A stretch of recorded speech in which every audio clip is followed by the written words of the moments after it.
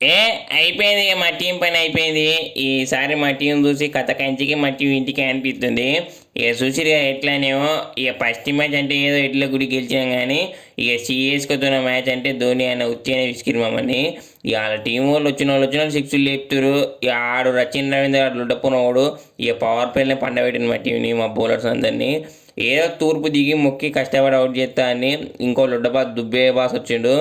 ఇక వాయబ్బో సిక్స్లే పొట్టు పొట్టు కొట్టిండు. ఇక ఆర్థికన్నా పోయినాక మా టీం గాచారం బాగాలేదు. గుజరాత్ గుజ్జు టీం అయింది. ఇక అన్ని మ్యాచ్లన్నా ఈ మ్యాచ్లన్నా సాహాబాయి కొడతారు అనుకుంటే సాహాబాయి 20 రన్లకే స్వాహా అన్నాడు. ఇక అందుకే గుజరాత్ తుస్సు అన్నాడు. ఇక సాయి సుదర్శన్ గారు అయితే ఇక T20 ఆడమని టెస్ట్ మ్యాచ్ ఆడిండు. ఇక అందుకే కష్టం. ఈసారి ఇక ఈ అన్ని మ్యాచ్లు గెలిచడం అయితే కష్టం.